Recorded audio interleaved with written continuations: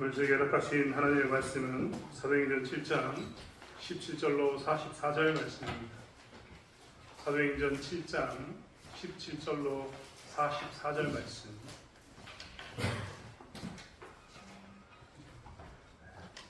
성경책에는 빨간색 표지에 있는 행자 사도행전 7장 17절로 44절 말씀.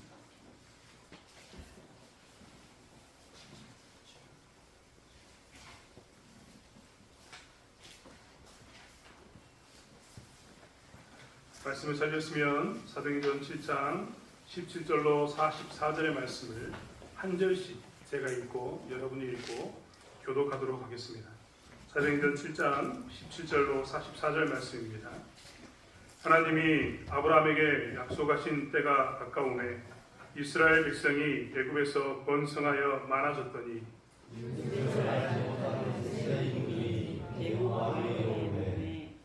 그가 우리 족속에게 교활한 방법을 써서 조상들을 괴롭게 하여 그 어린 아이들을 내버려 살지 못하게 하려 할세.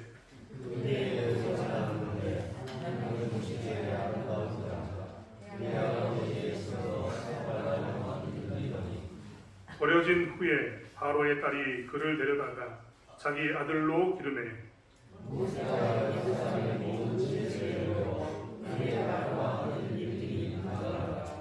나이가 40이 되매 그 형제 이스라엘 자손을 돌볼 생각이 나더니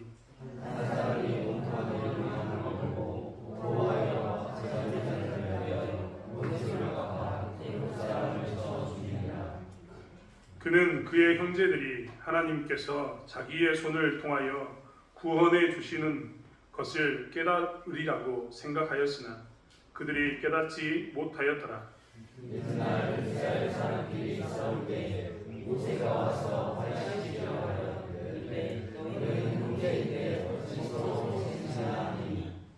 그 동물을 해치는 사람이 모세를 밀어뜨려 이르되 누가 너를 관리와 재판장으로 우리 위에 세웠느냐.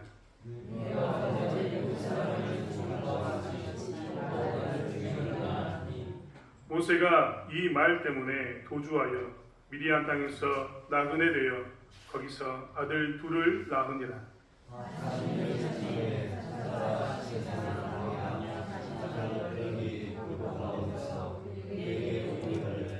모세가 그 광경을 보고 놀랍게 여겨 알아보려고 가까이 가니 주의 소리가 있어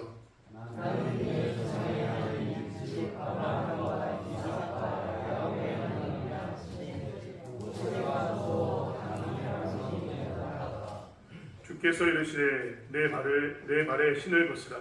내가 서 있는 곳은 거룩한 땅이니라.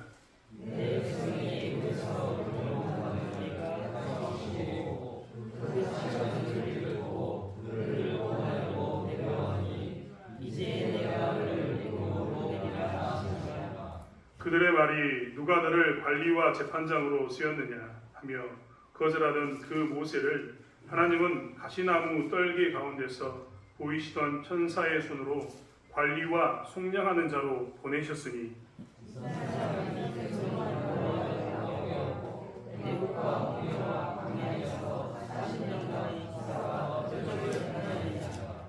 이스라엘 자손에 대하여 하나님이 너희 형제 가운데서 나와 같은 선지자를 세우리라 하던 자가 곧 이 모세라.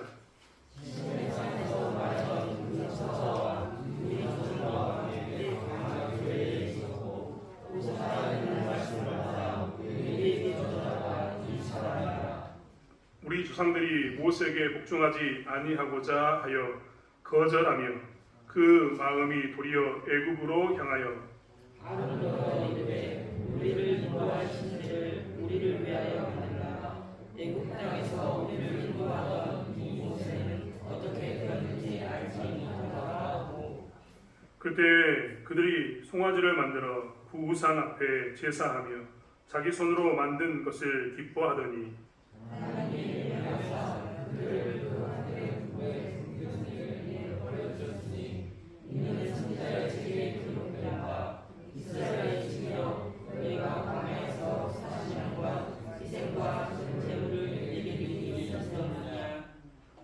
여호와의 장막과 신 레판의 별을 받아들였음이며 이것은 너희가 절하고자 하여 만든 형상이로다.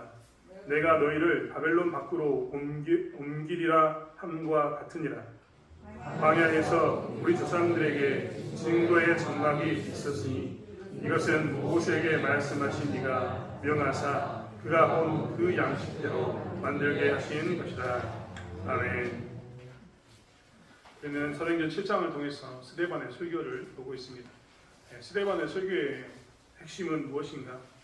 이것이 사실이냐라는 대목입니다. 과연 무엇이 사실인가? 무엇을 하나님께서는 강조하셨는가? 너희는 이 사건을 통해서 무엇을 보았는가? 이것을 스데반은 강조하고 있다는 겁니다. 사도행전 7장 전반부의 1절부터 16절까지의 말씀을 통해서 스데반은 두 사람의 이야기를 합니다. 그 첫 번째 사람은 아브라함이었고 두 번째 사람은 요셉이었습니다. 많은 사람이 족장의 시대에 존재하고 있었지만 아브라함과 요셉의 이야기를 했던 이유는 무엇이냐면 땅에 대한 강조를 하기 위해서였습니다. 아브라함은 다른 땅에 있었을 때 이 땅으로 하나님께서 부르셨습니다. 그리고 요셉은 다른 사람 다 있지만 다 생략하고 요셉은 이 땅에 있었지만 다른 땅으로 팔려가게 됩니다.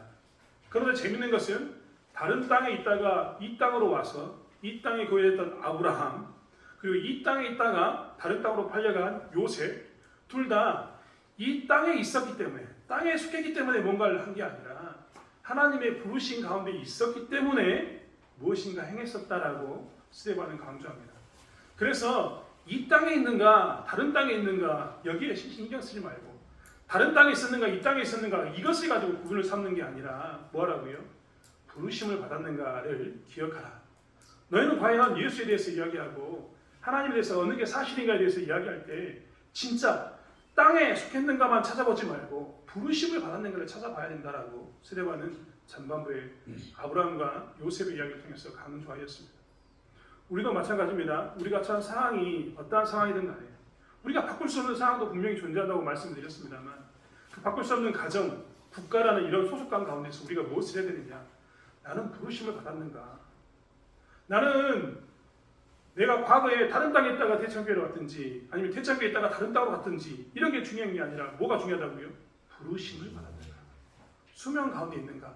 이게 정말 중요하다고 말씀드렸습니다. 그리고 이 땅에 살고 있으면서 넌 진짜 소명받은 자로 살고 있냐? 그게 사실이냐? 라고 우리에게 묻고 있다라고 우리는 스데반의 이야기를 통해서 보았습니다. 이제 스데반은 두 번째 이야기를 시작합니다. 그의 설교는 두 번째 단계로 넘어가는데 그 이야기의 중심은 누구냐면 모세입니다. 이스라엘 백성들에게 있어서 모세는 굉장히 특별한 사람인 게 틀림없습니다. 우리나라도 최근에 국부가 누구인가? 대한민국의 국부는 누구인가로 한동안 나라가 시끄러웠습니다. 여러분 우리나라의 국부는 누구일까요? 다발한 이야기가 아닙니다. 이 이야기를 가지고 논란이 생겼던 이유는 국부라는 단어를 문자적으로만 해석했기 때문에 그렇습니다. 국부는 나라 국자, 지아비 부자, 즉 이 나라의 부모가 누구인가, 이 나라의 시조는 누구인가에 대해서 따지는 것이었습니다. 사실 국부라는 말은 한자로만 따져보면 나라 국자, 지아비 부자지 않습니까? 그런데 우리는 자꾸만 한국 사람은 무엇에만 관심을 두냐면 시작에만 관심을 둡니다. 그래서 대한민국이 누구로부터 시작되었는가? 그래서 시작된 사람을 우리나라 사람들은 국부다라고 생각합니다. 그래서 누가 대한민국을 시작했는가로 싸웁니다. 상해 임시정부인가 아니면 독립 후의 사건인가 이런 것을 가지고 싸우고 있다는 겁니다. 하지만 국부의 진짜 의미는 무엇이냐면 어디 초점을 둬야 되냐면 공로와 업적에 초점을 둬야 되는 게 국부입니다. 실질적으로 나라를 세웠다 이게 중요한 게 아니라 그 나라의 체제를 누가 세웠는가 이게 더 중요합니다. 오늘날 남아프리카 공화국에 가장 존경받는 국부로 칭해지는 사람은 누구냐면 만델라라는 사람입니다. 이 만델라는요 흑인이었는데 그 흑인 출신이었던 그가 뭘 만들었느냐? 백인과 흑인의 그 관계를 깨트리고 백인과 흑인의 관계를 깨트려서 뭘 만들었냐?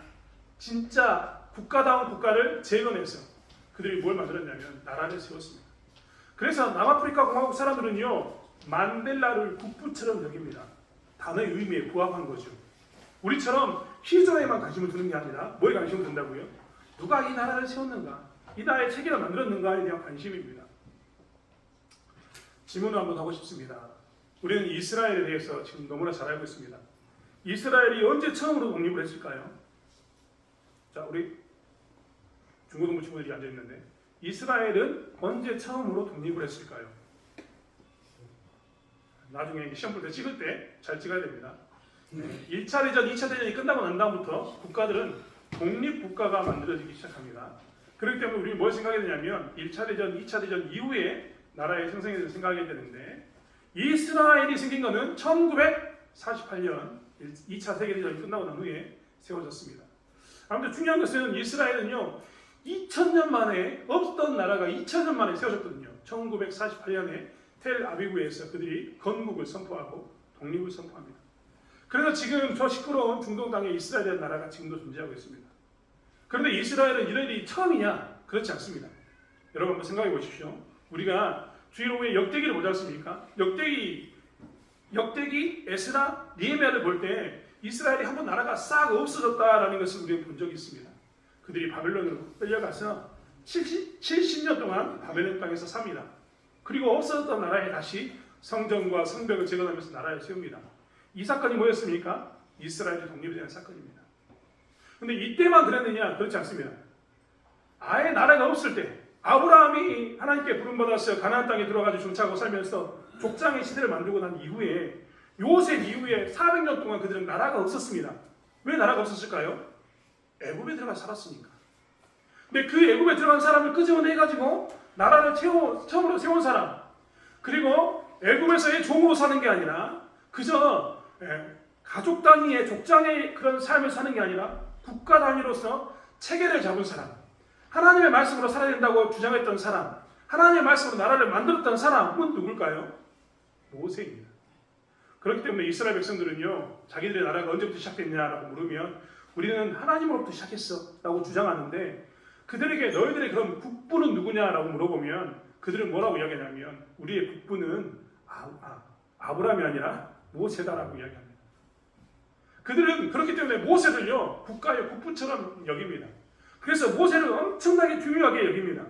이스라엘은 그래서 존경받는 사람으로 모세를 이야기하고 있는 겁니다. 여러분 변화선 사건 기억나십니까?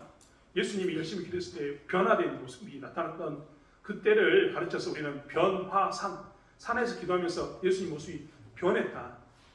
인간의 육신의 모습으로 왔는데 그때 처음으로 제자들은 하나님의 형상을 예수님을 통해서 보았다. 직접적으로 보았다. 변화된 모습을 보았다 해서 변화산입니다. 그런데 그때 나타났던 사람들 생각해 보십시오. 누가 나타났습니까? 두 사람이 나타났어요. 아브라함이 아니라 모세와 엘리야가 나타났습니다. 우리 대부분 다 그렇게 생각합니다. 어떻게 생각하냐면 이 애굽의 특징적인 사람은 아브라함, 애굽이란다. 가나안, 이스라엘의 특징적인 사람은 아브라함 이렇게 생각하는데 하나님은 그때 모세와 엘리야를 나타내십니다. 이유는 분명합니다. 모세와 엘리야를 나타냈던 이유는 예수님과 연관이 깊기 때문에 그렇습니다.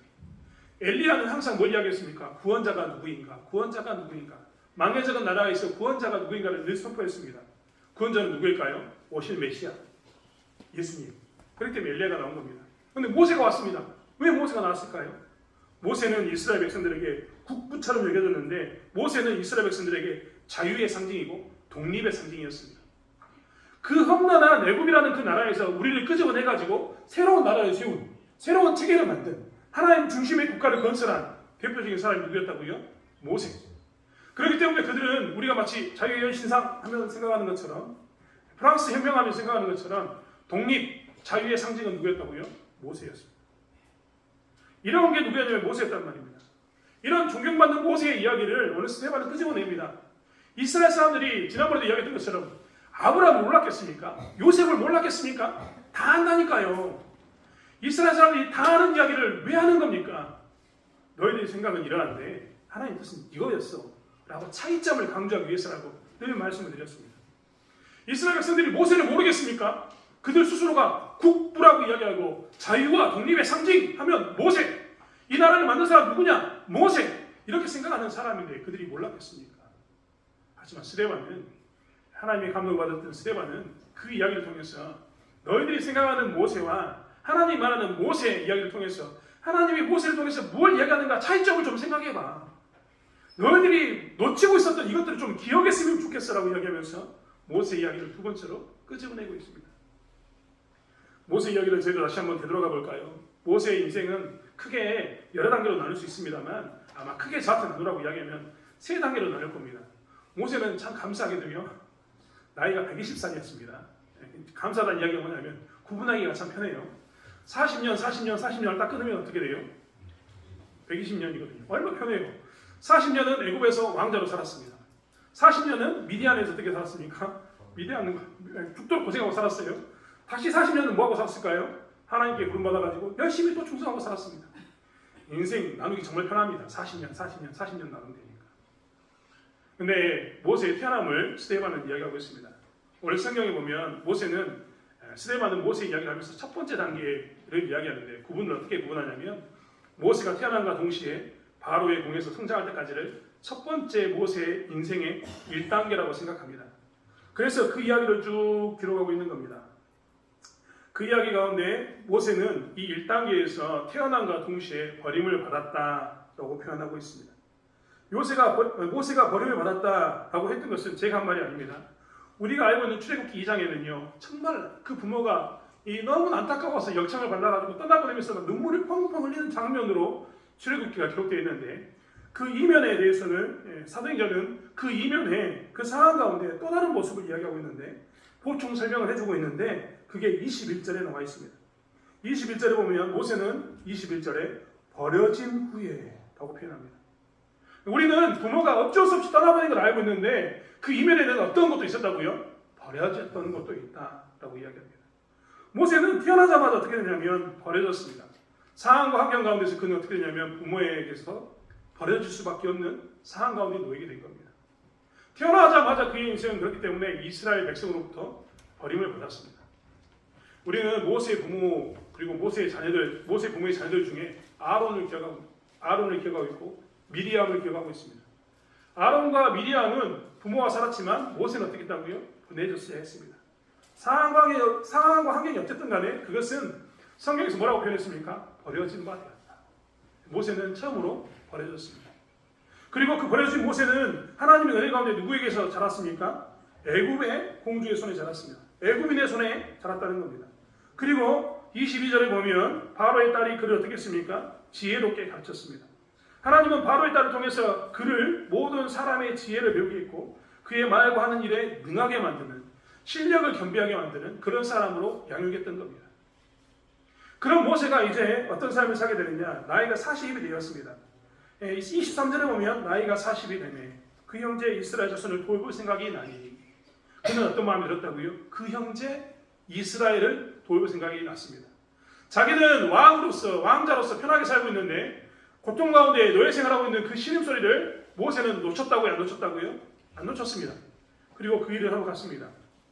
그랬는데 그는 어떻게 되느냐? 이스라엘 사람들에게 또 버림바 당합니다. 왜 버림바 당합니까? 처음에는 애굽 사람과 이스라엘 사람들이 싸우고 있으니까 이스라엘 사람들 편을 들어주면서 애굽인을 죽였습니다. 그 다음 날은 이스라엘 사람과 이스라엘 사람이 싸우고 있길래 그 사이를 갈랐더니 그들이 뭐라고 얘기했냐면 누가 너를 우리의 판관으로 재판장으로 삼았느냐라고 이야기하면서 너는 우리의 관리와 재판장이 될 수 없다라고 이야기하면서 그 형제들이 그를 버립니다. 모세는 그 말 때문에 도주하게 됩니다.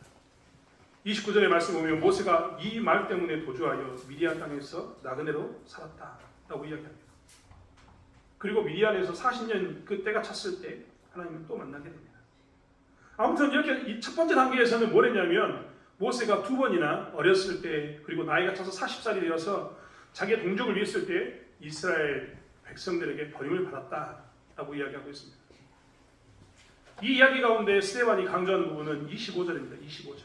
25절 제가 같이 한번 읽어볼까요? 25절 그는 그의 형제들이 하나님께서 자기의 손을 통하여 구원해 주시는 것을 깨달으리라고 생각하였으나 그들이 깨닫지 못하였다. 모세는 그동안 자라오면서 어떤 마음을 가지고 있었다고요? 나는 나의 손을 통해서 하나님께서 구원하시겠지. 누구를? 이스라엘 백성들을. 그리고 40살이 되었을 때 하나님이 이제 나를 통해서 이들을 구원하겠지라는 마음 가운데 열심히 행동을 보였습니다. 그랬는데 이스라엘 백성들이 뭘 했다고요? 버렸습니다. 하나님께서 모세를 통해서 구원하겠지라고 이야기했는데 이스라엘 백성들은 뭐라 했다고요? 버렸던 겁니다. 그래서 스데반은 이야기하고 있습니다. 너희들이 누굴 버렸다고요? 너희들의 구원자를 버렸었다. 이제 두 번째 단계로 이야기하면서 그는 미디안 광야에서 삶을 이야기합니다.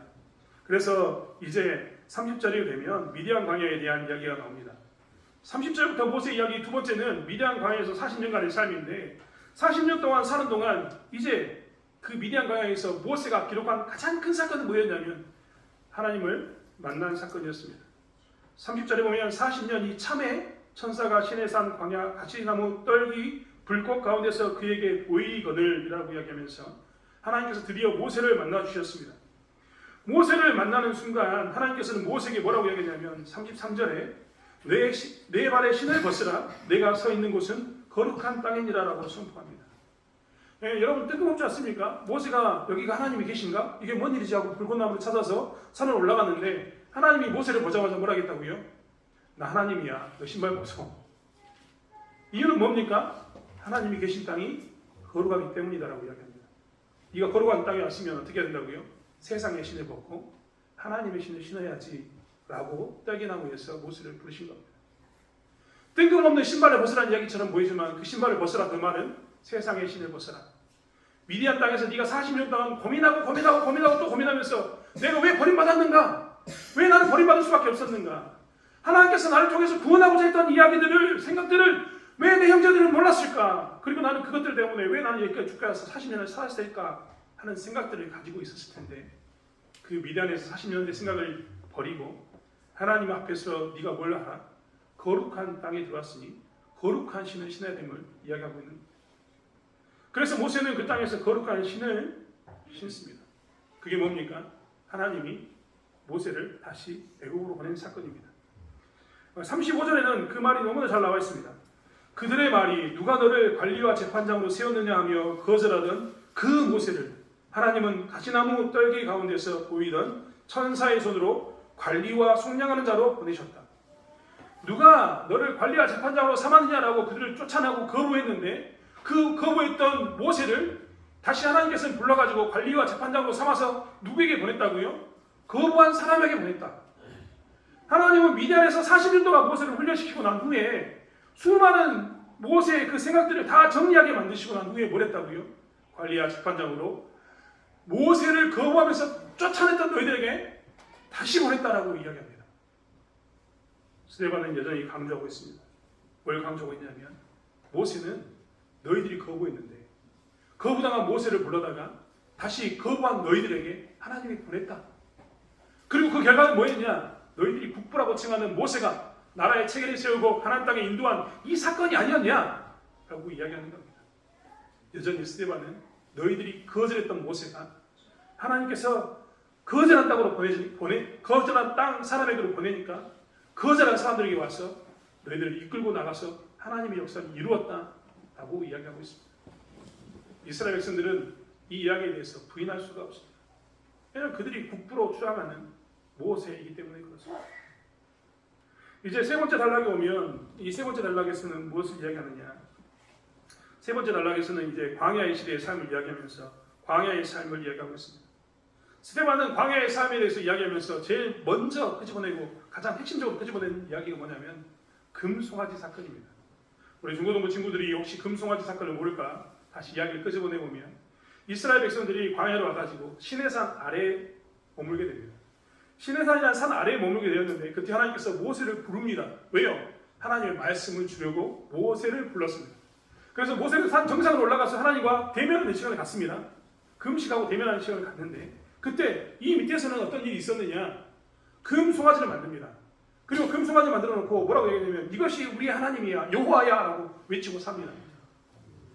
그리고 금송아지를 만들 뿐만 아니라 금송아지가 있는 곳을 거룩한 땅이라고 제단이라고 칭하면서 거룩한 것이야 라고 칭합니다. 그리고 거룩한 땅에서 뭘 이야기하냐면 그 거룩한 땅의 이름으로 모세와 하나님을 거부합니다. 성경은 광야에서의 사건에 대해서 이야기하면서 스데반을 통해서 제일 먼저 했던 이야기가 뭐냐면 그 사건입니다. 41절은 그래서 그때 그들이 송아지를 만들어 그 우상 앞에 제사하며 자기 손으로 만든 것을 기뻐하더니 하나님이 외면하사 그들을 그 하늘의 군대에 섬기는 일에 버려두셨으니 이는 선지자의 책에 기록된 바 이스라엘 집이여 너희가 광야에서 40년간 희생과 제물을 내게 드린 일이 있었느냐. 몰록의 장막과 신 레판의 별을 받아들였으며 이것은 너희가 절하고자 하여 만든 형상이로다. 내가 너희를 바벨론 밖으로 옮기리라. 하나님께서는 그 금송아지 사건을 통해서 한 가지를 이야기합니다. 너희들 광야에서 언제 날 섬긴 적이 있어? 40년 동안 희생과 제물을 내게 드린 적이 있었냐? 그들은 열심히 드렸는데 이야기했던 것처럼 금송아지에게 드린 것처럼 하나님에게 드린 게 아니라 그들이 우상에게 드렸다라고 하나님은 이야기합니다. 그 사건이 뭐였습니까? 금송아지 사건입니다. 이스라엘 백성들은요, 모세를 어렸을 때 버렸고 40살에 버렸습니다. 하나님의 구원의 계획이 있어서 하나님께서 모세를 쓰셨음에도 불구하고 그들은 버렸다니까요. 그런데 하나님은 두 번째 단계에서 모세를 다시 어떻게 했다고요? 버린 그들에게 다시 보냈습니다. 그래서 그들을 구원했습니다. 그리고 구원해서 광야로 데리고 나왔던 이스라엘은 또 어떻게 했다고요? 이제는 하나님을 또 버렸습니다. 이제는 모세도 버렸습니다. 근데 그 하나님을 버리고 모세를 버릴 때 누구의 이름으로 버렸느냐? 여호와의 이름으로 버렸습니다. 금송아지라는 우상을 만들어 놓고 이게 하나님인데 이 하나님은 저 하나님을 싫어한다고, 저 하나님을 부인하는 진짜 하나님을 버리고 가짜 우상을 하나님으로 삼습니다. 그들은 모세가 그들을 그렇게 부인당했지만 부인당한 땅으로 와서 거부했던 땅으로 와서 복음을 전했음에도 불구하고 그들은 다시 한번 금송아지를 만들고 금송아지가 있는 땅을 거룩하다고 제단이라고 이야기하면서 그 이름으로 또 모세를 거부해버립니다. 스데반은 이 모세의 사건을 통해서 이것을 강조합니다. 그의 일생의 첫 번째 단계에서도 이스라엘은 그를 거부했고 구원의 계획을 알았음에도 그를 거부했고 하나님이 다시 미디안 광야에서 훈련시켜가지고 너희들에게 보냈음에도 불구하고 구원을 경험했는데 너희들이 다시 광야에서 하나님의 이름으로 하나님의 제단의 이름으로 너희들이 모세와 하나님을 거부했다라고 이야기하고 있습니다. 모세의 삶을 통해서 첫째 이야기하는 것은 무엇이냐면 강조하고 있는 것은 무엇이냐면 너희들이 그를 거부하고 너희들이 하나님의 구원의 계획을 모르는 너희들이 하나님의 이름으로 하나님의 그 거룩한 제단의 이름으로 버렸다라고 강조하고 있는 겁니다. 사실 그들은 하나님의 계획을 몰랐다고 거부하고 싶겠지만 하나님 뜻을 몰랐다고 이야기하고 싶겠지만 하나님은 그들에 대해서 오늘 명확하게 이야기하십니다. 너희들이 나를 버렸다라고 말합니다. 오늘 스데반은 이 이야기를 왜 했을까? 사실 예수님에 대해서 이야기하고자 했기 때문에 그렇습니다. 그들은 예수님을 이스라엘 백성들은 사내들인 공회가 예수님을 죽이는 일에 동참했습니다. 그런데 그들이 예수를 죽일 때 예수를 죽였던 죄목 첫 번째가 뭐였냐면 신성모독이었습니다. 신성모독. 그들이 예수님에 대해서 이야기하면서 그가 하나님을 신성모독했다고 이야기하면서 뭐라고 얘기했냐면 참남하다라고 표현했습니다. 참남하다. 참남하다는 넘칠참, 넘칠남입니다. 하나님에 대한 신성모독이 넘치고 넘쳐서 내가 도저히 들을 수 없을 때 이스라엘에서는 뭐라고 얘기하냐면 참남하다라고 외쳤던 겁니다. 그들은 예수를 죽일 때 누구의 이름으로 죽였다고요? 하나님의 이름으로 죽였습니다. 사내들은 공회는 그들이 정치적인 기구로서 최고의 권력의 기구로서 결정을 할 때 무엇이 근거로 예수를 죽였냐면 하나님의 말씀을 근거로 예수를 정죄하고 죽였습니다. 그게 신성모독이었습니다. 그들이 사내들 공회원들이 스데반을 불러놓고 하는 것도 무엇이었습니까? 질문이 무엇이었습니까? 그들에게 했던 질문의 내용을 보면 예수가 성전을 허물고 다시 세운다고 이야기했냐라고 묻습니다. 그들은 예수를 죽일 때 뭐 때문에 죽였다고요? 그가 성전, 하나님의 거룩한 제단을 무시했다. 무너뜨린다고 했다라고 이야기하면서 예수가 성전을, 거룩한 땅을 부정하게 만들었으니, 부정한 것을 만들려고 했으니 죽여야 된다라고 그들은 주장했습니다. 마치 광야에서 금송아지를 만들고 금송아지의 제단을 통해서 모세와 하나님을 거부했던 것처럼 그들은 예수를 그렇게 거부하고 죽였던 겁니다. 스데반은 바로 그 이야기를 하고 있습니다. 너희들은 하나님의 이름으로 예수를 거부했고 하나님의 제단의 거룩함을 지키기 위해서 예수를 죽였는데 과연 그게 옳은 것이냐? 과연 그게 사실이냐? 너희들이 보기에 그것이 진짜 하나님을 따르는 길이냐라고 스데반은 묻고 있는 겁니다. 사실 사내들인 공회는요, 이 예수에 대해서 죽일 때 그들 나름대로 분명한 확고한 생각이 있었습니다. 그것은 뭐였냐면 그들은 하나님의 말씀을 지킨다는 생각이었습니다. 얼마나 어렵습니까? 마치 이스라엘이 광야에서 금송아지를 만들어 놓고 이게 우리 하나님이야 라고 이야기하면서 진짜 저 시내산 꼭대기에서 모세하고 이야기하고 있는 하나님을 거부했던 것처럼 그들은 하나님이 자기 아들을 보냈음에도 불구하고 선지자를 보내다 안 되니까 아들을 보냈음에도 불구하고 하나님이 인간의 형상을 입고 왔음에도 불구하고 그들이 뭘 했다고요? 하나님의 말씀이라고 이야기하면서 하나님을 못 오겠다고 이야기하면서 예수를 죽였다는 겁니다. 그들은 성전의 핑계를 대면서 예수를 죽였습니다. 거룩한 땅을 훼손한다고 이야기하면서 거룩하신 예수를 죽였습니다. 과연 이것이 옳은가? 라고 묻고 있다는 겁니다. 이 산해된 공영들은요 여전히 자긍심이 있었을 겁니다. 우리 때문에 우리가 예수를 죽였기 때문에 하나님의 말씀이 보존되었다라고 그들은 생각했을 겁니다. 우리가 예수를 죽였기 때문에 성전이 허물어지지 않았다라고 그들은 자긍심을 가지고 있었을 겁니다. 그들은요 이런 마음을 가지고 있었을 겁니다. 로마의 시대에 로마인들의 군인들의 이 시대에 유대 땅에서만 자치권을 가지고 겨우 예배를 드릴 수 있었는데 이 예수가 성전에 대한 이야기라고 예수가 누가 주인가 가이사가 주인이 아니라 내가 주인이다라고 이야기했던 이런 것 때문에 한마디면 로마가 이 나라의 이 모든 체제를 무너뜨릴 뻔했는데 예수를 죽여서 우리가 이 체제를 유지했다. 이 나라와 백성을 보호했다라는 그런 자긍심을 가지고 있었을 겁니다. 세바는 그것에 대해서 묻습니다. 모세 인생과 예수의 인생을 비교하면서 과연 그렇게 그런 이유로 예수를 죽인 게 옳은 일이었는가?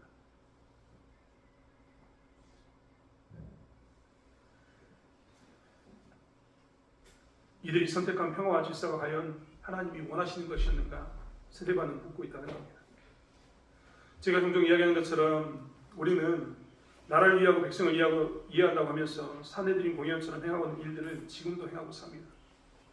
이것이 하나님의 뜻이라고 이야기하면서 하나님의 뜻과 무관한 정반대의 사건들을 지금도 행하고 삽니다.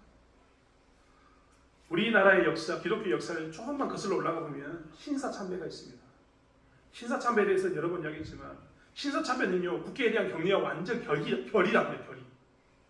신사참배를 기독교인들이 반대했던 이유는 뭐였냐면 첫 번째 동방요배입니다. 동방요배. 동방요배는 뭐냐면 요자가 멀 요자입니다. 동방. 일본에 있는 왕이 우리의 이 경배의 대상인데 그 일본에 있는 왕이 멀리 있으니까 뭘 하라고요? 멀리서 경배해라. 그래서 뭘 했냐면 90도로 동쪽을 향해서 절을 했습니다. 예배를 드리기 전에도 90도로 동쪽을 향해서 절을 하고 동방요배를 하고 하라고 하니까 기독교인들이 신사참배를 반대했습니다. 신사참배를 반대했던 두 번째 이유는 뭔지 아십니까? 그 두 번째 이유는 뭐냐면 신도침례 때문이었습니다. 신도침례는요 일본인 승려들이 와가지고 뭘 하냐면 사람을 물속에 집어넣었다 빼냅니다. 우리가 마치 세례받는 것처럼 그렇게 합니다. 그런데 그때 뭘 물어보냐면 너희들이 생각하는 것 중에 천조 대신이 더 크냐 하나님이 더 크냐를 묻습니다. 천조 대신이 누구냐고요? 우리나라에 단군이 있는 것처럼 일본 황제의 조상이 있습니다. 그는 신인데 그가 누구냐면 천조 대신입니다. 우리나라 말로 하면 태양의 아들. 이 신도 침례를 줄 때 뭘 물어봤다고요? 모든 사람들에게 너 천조 대신이 더 커? 하나님이 더 커? 라고 물은 겁니다. 그러면 사람들이 천조 대신이 더 큽니다 라고 이야기하면 신도 침례를 주었습니다. 그러면 그 신도 침례를 받은 사람이 뭘 할 수 있다고요? 신사 참배를 할 수 있는 겁니다. 결국 우리가 신사 참배를 거부했던 이유는 뭐였냐? 이렇게 신도 침례라고 이야기하면서 천조 대신이 더 크냐 하나님이 크냐라고 물어봤을 때 우리는 하나님이 더 크다라고 이야기할 수밖에 없었어요.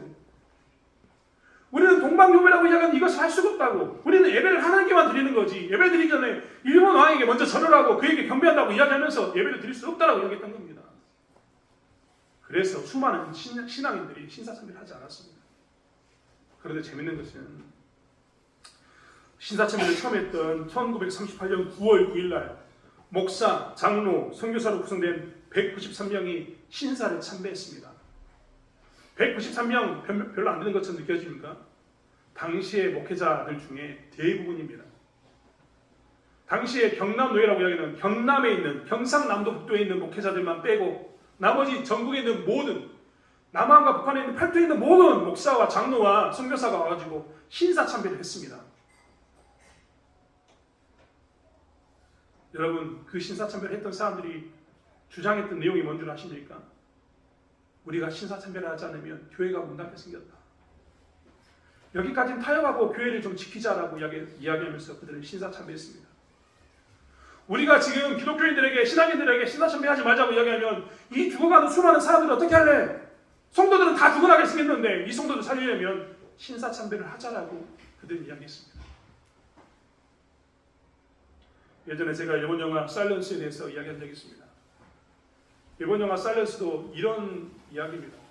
일본 영화 사일런스는요, 실화를 바탕으로 한 영화인데 고난 가운데 왜 하나님이 침묵하시는가에 대한 이야기입니다. 제목은 참 좋고 주제도 참 좋습니다. 내용은 이렇습니다. 서양에 있는, 유럽에 있는 유명한 신부 중에 하나는 페레이 신부라는 사람이 있었는데 이 신부는 제자들이 엄청나게 많았습니다. 많은 제자들이 페레이 신부를 존경하면서 따르고 살았습니다. 이 페레이 신부는 자기가 천주교를 전해야겠다는 생각 가운데 일본으로 건너가게 됩니다. 일본으로 건너가서 페레이 신부가 열심히 포교 활동을 하다가 천주교에 대한 가르침을 하다가 배교했다는 이야기가 유럽에 들립니다. 그 페레이 신부의 제자들 중에 로드리게스라는 제자가 있었는데, 이 신부가 있었는데, 이 신부가 도저히 자기는 이게 믿어지지 않는 겁니다. 페레이 신부가 그런 사람이 아닌데 배교했다는 게 이해가 되지 않는 겁니다.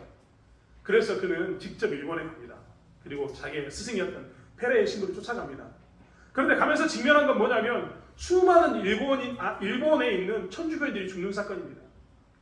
일본은 삼면이 바다인데요. 그들은 십자가를 만들어서 바닷물 한가운데 꼽습니다. 그리고 사람들을, 기독교 천주교인들을 다 그 바닷가에 그 십자가에 묶어버립니다. 어떻게 됐을까요? 물이 들어옵니다. 다 수상됩니다. 근데 그 물이 들어오는 순간 뭘 하냐면 다른 천주교인들을 붙잡아놓고 천주교의 지도자들을 붙잡아놓고 이야기하는 겁니다. 네가 예수를 부인하면, 네가 예수의 초상화를 밟으면, 네가 예수의 초상화에 침을 뱉으면 저 물에 빠져 죽는 사람 다 살려주겠다. 어떻게 할래라고 묻습니다. 이런 현장의 모습들을 계속해서 로드리게스 신부에 통해서 보여줍니다. 그러면서 이 신부는 자기의 스승이었던 페레이를 찾아가면서 계속 묻습니다. 하나님께. 영화 가운데서 계속 묻는 거죠. 왜 이렇게 고통당하는데 하나님은 침묵하냐? 이럴 때 우리는 어떻게 해야 되냐라고 이야기합니다. 그리고 페레이 신부를 만났습니다. 근데 페레이 신부는요, 이미 배교자로서 살고 있었습니다. 일본인 아내를 두고 있었고, 일본인 아내를 둘 뿐만 아니라 배교자로서 천주교 신자들을 찾아내가지고 뭐 했냐면 오히려 천주교 신자를 박해하는 그 가운데 서 있었습니다. 페레이 신부가 로드리게스를 만나서 했던 말이 있습니다. 영화의 핵심은 거기에 있습니다. 신은 언제나 침묵할 것이다. 그리스도께서 여기 계셨다면 저들을 구하려고 배교하셨을 거다. 내가 배교하면, 내가 침 뱉고 내가 예수의 초상화를 밟아버리면 하나님 안 믿는다고 이야기하면 죽어가는 저 수많은 사람들이 살아나는데 내가 배교하는 게 뭐가 문제야? 라고 이야기하면서 페레이는 하나님을 배교하는 길 가운데 서 있었다는 겁니다. 그러면서 많은 목숨을 구하는 것과 내가 배교하는 것의 가치를 어느 게 더 가치 있냐라고 이야기하면서 자기는 많은 목숨을 구하는 게 훨씬 더 가치 있다. 만약 예수님이 여기 계셨다면 많은 목숨을 위해서 예수님도 하나님을 부인했을 거다라고 이야기합니다. 하지만 성경은 그렇게 말하지 않습니다. 그 페레이 신부도 하는 이야기는 뭡니까? 내가 배교함으로 더 많은 생명을 살릴 수 있다. 내가 배교함으로 이 땅이 편안해질 수 있다라는 그런 내용이었습니다. 사내들의 공의가 이야기했던 것처럼 우리가 하나님 이름으로 예수를 죽이고 우리가 이 성전을 지키기 위해서 예수를 죽였다라고 이야기하는 그런 모습들, 우리가 예수를 죽였기 때문에 이 나라가 평안해질 수 있었다라고 이야기하는 그런 모습 가운데 페레이 신부는 배교했던 겁니다. 하지만 성경은 그렇게 이야기하고 있지 않습니다. 성경은 무엇을 이야기하고 있느냐? 예수를 믿는다는 것은 그런 것이 아니고, 예수를 믿는다는 것은 하나님의 이름으로 하나님을 파는 것, 거룩한 성전의 이름으로 하나님을 파는 것이 아니라, 예수를 믿는다는 것은 죽음이 찾아와도 그 위에 삶을 세우는 것이다 라고 이야기합니다. 이사야서 26장 4절의 말씀은 이렇게 이야기합니다. 너희는 여호와를 영원히 신뢰하라. 주 여호와는 영원한 반석이심이로다. 페레이 신부는 자기가 배교하는 것이 반석이 되어서 생명을 살린다고 이야기했는데 성경은 뭐라고 이야기하고 있다고요? 예수가 반석이다. 너희는 영원히 예수를 신뢰해라. 그런 상황 가운데도 이해할 수 없겠지만 뭘 신뢰하라고요? 예수를 신뢰하라라고 이야기합니다. 시편 18편 31절은 여호와 외에 누가 하나님이며 우리 하나님 외에 누가 반석이냐. 하나님의 주권이 그 안에 있다는 것을 이야기하면서 하나님이 그들을 든든하게 세울 것을 이야기하고 있습니다. 고린도전서 10장 4절의 말씀도 다 같은 신령한 음료를 마셨으니 이는 그들을 따르는 신령한 반석으로부터 마셨음에 그 반석은 곧 그리스도다라고 이야기합니다. 우리의 반석은 그리스도라는 겁니다. 말씀드렸던 것처럼 여러분 이 땅의 삶이 끝인 사람은요 페레이 신부처럼 배교자가 되어서 하나님의 이름으로 이 땅의 삶을 영위할 수 있습니다. 하지만 시선이 천국 하나님의 나라가 저 땅에까지 있다고 생각하는 사람은 어떻게 살게 됩니까? 이 땅에서 배교자의 삶을 사는 게 아니라 그동안 우리가 봤던 수많은 순교자들처럼 내가 그 자리에 서서 하나님 위해서 기쁘게 주는 그 자리를 선택하게 되는 겁니다. 하나님의 이름으로 어쩔 수 없다고 하나님의 이름을 팔면서 내 삶을 사는 게 아니라 하나님의 이름을 위해서라면 내 삶도 드리겠노라고 고백하는 신자의 삶을 살게 된다는 겁니다. 이스라엘은 그런데 그것을 놓치고 나라의 안녕을 위해서 성전을 위해서 그리고 그들이 하나님을 위해서라고 이야기하면서 정작 예수를 죽였습니다. 반석이신 예수를 버리고 다른 반석 위에 자기들의 나라를 세웠습니다. 그 나라의 결과는 무너졌습니다. 우리가 처음 이야기했던 것처럼 2000년 동안 그 나라는 사라지게 됩니다. 무엇이 우리의 반석입니까? 우리의 삶을 무엇 위에 세우고 있습니까? 설마 우리도 어쩔 수 없노라고 이야기하고 우리도 그렇게 하는 것이 삶을 안녕 평안으로 인도하는 것이고 그렇게 사는 것이 하나님을 더 위한 것이고 그렇게 사는 것이 교회를 더 위한 것이라고 이야기하면서 혹여라도 우리가 예수를 팔고 있지는 않은지 우리가 반석 위에 우리의 집을 세우는 게 아니라 모래 위에 우리의 집을 세우고 있는지 다시 한번 살펴보는 저와 여러분이 되기를 바랍니다. 예수님은 산상순을 통해서 말씀을 전하셨습니다. 잘못된 말씀을 다 정정해서 새롭게 말씀을 선포해 주시고 난 후에 그 산상순의 마지막 자락에 마태복음 7장 24절부터 27절의 말씀에 이렇게 이야기합니다. 그러므로 누구든지 나의 이 말을 듣고 행하는 자는 그 집을 반석 위에 지은 지혜로운 사람 같으리니 비가 내리고 창수가 나고 바람이 불어 그 집이 부딪히되 무너지지 아니하나니 이는 주추를 반석 위에 놓은 까닭이요 나의 이 말을 듣고 행하지 아니하는 자는 그 집을 모래 위에 지은 어리석은 사람 같으리니 비가 내리고 창수가 나고 바람이 불어 그 집에 부딪힘에 무너져 그 무너짐이 심하리라 라고 말씀하셨습니다. 사랑하는 성도 여러분, 우리는 우리의 신앙을 다시 한번 점검하면서 나아가기 원합니다. 하나님의 이름으로, 하나님의 성전의 이름으로 혹은 안녕과 평화 샬롬이라는 이름으로 예수를 팔고 있지는 않는지 다시 한번 살펴보면서 우리의 삶을 다시 한번 예수 그리스도라는 반석 위에 든든히 세워나가는 저와 여러분이 되길 원합니다. 기도하겠습니다. 하나님, 스데반은 그것이 사심을 알았기에 목숨을 내어놓았습니다. 목숨을 내어놓지 않고서도 분노하지 않고 예수님의 길을 따를 수가 있었습니다. 그는 예수를 따르는 것이, 예수를 위하는 것이 반석 위에 자기의 삶을 세우는 것임을 분명히 보았기 때문입니다. 우리는 우리 인생을 어떻게 세우고 있습니까? 예수 그리스도라는 이름 안에 우리 인생을 세우고 있습니까? 아니면 성전을 지키기 위해서, 하나님의 이름을 지키기 위해서, 안녕을 지키기 위해서 하나님을 팔고 있지는 않습니까? 다시 한번 우리의 신앙을 점검하게 도와주시고 예수 믿는 사람으로서 스데반처럼 그것이 사실이다, 그것이 진실이다라고 고백하며 예수를 쫓아가는 우리의 삶이 되게 하여 주시옵소서. 진리를 위해서 목숨을 내어놓는 그 순간이 찾아와도 진리를 지키는 순종의 삶을 살 수 있도록 이끌어 주실 줄 믿습니다. 감사드리며 예수님의 이름으로 기도드렸습니다. 아멘.